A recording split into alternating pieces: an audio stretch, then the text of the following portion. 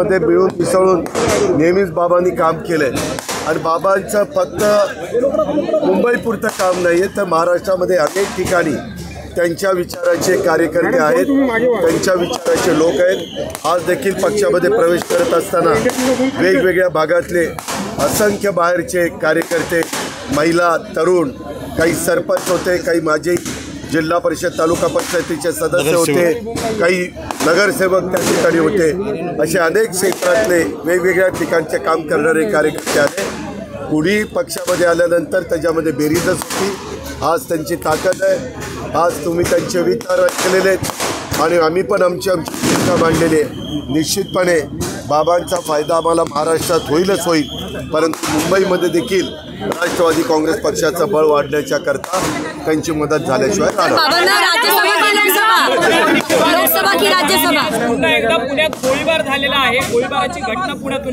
मी कालच्या झालेल्या हल्ल्याचा तीव्र शब्दामध्ये निषेध केलेला आहे।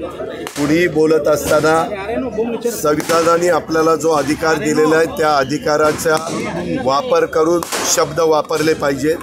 कुणाच्याही भावना दुखवल्या जातील, कुठल्याही चुकीचे शब्द आपल्या तोंडून जातील, अशा प्रकारचं कृत्य, अशाच प्रकारचं वक्तृत्व हे सत्ताधारी पक्षांनी पण करू नये, विरोधी पक्षांनी पण करू नये, त्रयस्थांनी पण करू नये। हे जर असं झालं तर त्याच्यातून शब्दानी शब्द वाढतो आणि त्याच्यातनं नको त्या घटना घडतात। कायदा हातात घेण्याचा अधिकार कुणालाच दिलेला नाही आहे। कायदा हा श्रेष्ठ असतो आणि त्याच्या संदर्भामध्ये पोलिसांना त्यांच्याबद्दलची कारवाई करायला सांगितलेली आहे। जे कोणी त्याच्यामध्ये दोषी असतील, ज्यांच्या काही गोष्टीमुळं हे सगळं घडलेलं असेल, त्या संदर्भामध्ये पोलीस बघायची भूमिका न घेता त्यांचं काम करतील। कालच मी पुणे सोडलं, सकाळी पुणे सोडलं कोल्हापूरला जाताना, तेव्हा मी CPशी बोललो, ॲडिशनल CPशी बोललो आणि स्वतः देवेंद्र फडणवीस उपमुख्यमंत्र्यांशी पण माझं संध्याकाळी बोलणं झालं।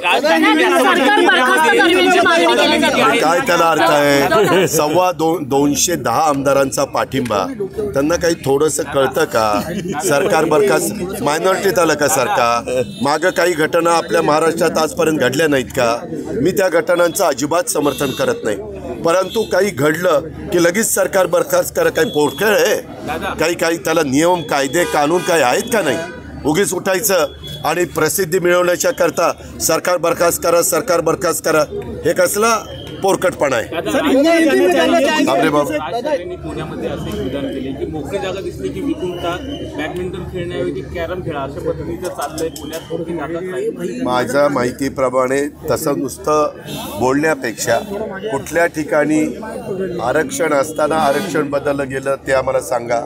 आज पुण्यामध्ये टाउनशिप होत आहेत, त्या टाउनशिपमध्ये सगळीकडे टेनिस कोर्ट होत आहेत, खेळायला जागा तिथे ठेवली जाते, स्विमिंग पूल केले जातात, वेगवेगळ्या प्रकारच्या सुविधा दिल्या जातात, गार्डन केल्या जातात। आणि मी देखील काही वर्ष पुण्याचं प्रतिनिधित्व महानगरपालिकेमध्ये माझ्या विचाराच्या लोकांनी केलं। अशा प्रकारच्या घटना न घडून देता रिंग रोड कर, फ्लायओव्हर कर, मेट्रो कर, वेगवेगळ्या इकॉनॉमी विकर सेक्शनच्या लोकांना चांगल्या प्रकारची घरं बांधून दे आणि आरक्षण। मी तर विलासराव देशमुखांच्या इथं आता सगळे मंत्री आहेत, सुनील तटकरे आणि बाकीच्या मान्यवरांना विचारा। विलासराव देशमुख मुख्यमंत्री असताना एक ठराव आम्ही कॅबिनेट निर्णय घेतला की कुठलंही आरक्षण हे जर ग्राउंडवर असेल, मैदानाचं आरक्षण काढायचं झालं तर तो अधिकार नगर विकास विभागाला नाही, मंत्र्याला नाही, राज्यमंत्र्याला नाही, सचिवाला नाही, त्याला कॅबिनेट पुढे यावं लागेल। का तर ते मैदानं चांगली राहावीत, मोकळी जागा राहाव्यात, त्याकरता तो निर्णय घेतलेला आहे। आज पण कुठलाही जर प्रसंग आला काही कारणानिमित्त एखाद्या मैदानावर कोपऱ्यावर टाकी करायची असती उंच पाण्याची तर कॅबिनेट पुढे विषय येतो।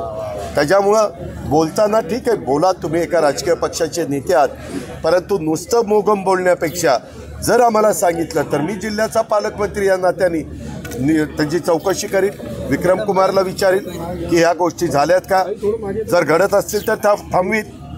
तुम्हालाही माहिती आहे, तुम्ही अनेक वर्ष मला एक कार्यकर्ता किंवा मंत्री किंवा लोकप्रतिनिधी म्हणून ओळखता, त्याच्यामुळं आम्ही राज्याचा सर्वांगीण विकास करणं हे सर्वसामान्य जनतेचं राज्य आहे, हीच सतत कामातनं कृतीतनं हे दाखवण्याचा आमचा सगळ्यांचा विचार असतो आणि त्या पद्धतीनं आम्ही पुढे चाललो आहोत।